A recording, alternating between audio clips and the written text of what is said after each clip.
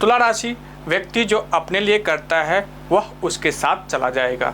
जो व्यक्ति दूसरे के लिए करता है वही विरासत है और वही याद किया जाएगा। लोग और वक्त आपको ज़िंदगी में किताब से कहीं अधिक सबक सिखाते हैं। बीता हुआ वक्त गवाही दे या ना दे, आने वाला वक्त सलामी ज़रूर देगा, बस थोड़ा संयम रखें।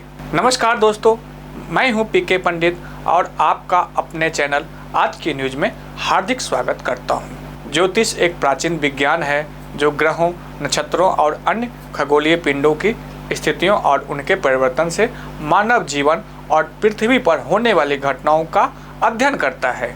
इसे हिंदी में खगोलीय विज्ञान या ग्रह विज्ञान भी कहा जाता है।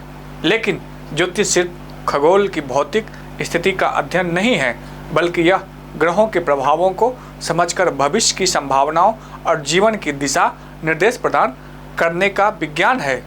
ज्योतिष का उद्देश्य एक अपना होता है, जीवन में आने वाली समस्याओं और अवसरों का पुनर्निर्माण, स्वास्थ्य, विवाह, शिक्षा, नौकरी, धन और अन्य क्षेत्रों में सही समय और उपाय सुझाना, कर्म और भाग्य के बीच संबंध समझाना, व्यक्ति को आत्मज्ञान और मार्गदर्शन प्रदान करना।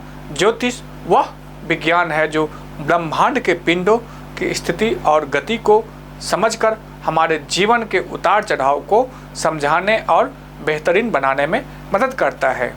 यह आध्यात्मिक और वैज्ञानिक दोनों दृष्टिकोण से जुड़ा हुआ माना जाता है। हम मनुष्य होकर के मनुष्यता को अनुभव करते हैं और कहते हैं कि मुझे आध्यात्म का अनुभव करना है। वहाँ गड़बड़ हो जाती है, वहाँ पाप और पुण्य की शुरुआत हो जाती है। मैंने कर्म का सिद्धांत समझ लिया। हम क्रोध करते हैं तो हमको सज़ा मिलती है, हम किसी पे घृणा करते हैं तो हमको सज़ा मिलती है, वह बोला नहीं सज़ा मिलती है। भगवान ने ऐसा कोई पिक्चर नहीं बनाया है जो आपको सज़ा देने आते हैं।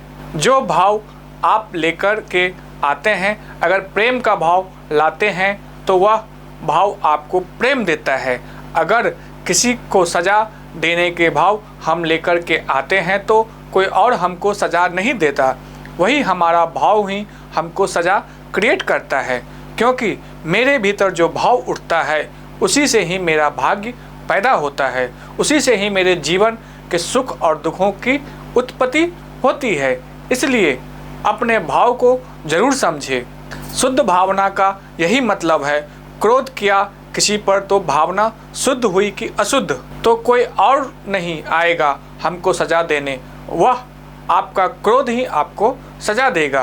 क्योंकि उस क्रोध से जो इमोशन पैदा होगा वह एक एनर्जी, नेगेटिव साइकिक इम्प्रेशन को पैदा करेगा। वह ओरिजिनल इश्यूज को पैदा करेगा। वह इशू जो रिजॉल्व नहीं हुए वो आपके भाव से आपके मन में प्रवेश करेगा। मन से ज्ञानमय कोश और वहाँ पर जो है संचित कर्म के रूप में बैठे जाएगा। और जब जीवन में बार बार मैंने क्रोध किया तो उसको मैंने खाद दिया, पानी दिया। उस संचित कर्म से जो वह बड़ा होगा, वह विशाल होगा और वह प्रारब्ध भोग बन करके अब वो कहेगा हाँ अब मैं तैयार हूँ उसको खाने के लिए। तो यही भाव होता है। तुला राशि वालों, ज्योतिष का विश्लेषण आपके लिए बहुत महत्वपूर्ण है। मैं आपको ग्रहों की वर्तमान स्थिति, उनके ट्रांजिट और आने वाले समय में आपके जीवन में क्या बड़े बदलाव हो सकते हैं विस्तार से बताऊंगा। सबसे पहले बात करते हैं शनि ग्रह की। शनि अभी आपके छठे भाव 6th हाउस में बकरी स्थिति में है, जो 27 नवंबर तक जारी रहेगी। शनि का यह स्थान स्वास्थ्य, संघर्ष और रोज़मर्रा की समस्याओं के मामले में सक्रिय होता है। वक्री शनि के दौरान आप कुछ कठिनाइयों का सामना कर सकते हैं, लेकिन ये समय आपके लिए फैमिली प्लानिंग या संतान संबंधी सोच के लिए अच्छा है। अगर आपके मन में कोई बच्चा चाहने या परिवार बढ़ाने का विचार है तो यह समय अनुकूल है। राहु आपके पंचम भाव में है, जो लव रिलेशन, क्रिएटिविटी और पढ़ाई से जुड़ा होता है। राहु एक छाया ग्रह है जो अचानक परिस्थितियों को बदल सकता है, इसलिए प्रेम संबंध में स्थिरता बनाए रखना जरूरी है।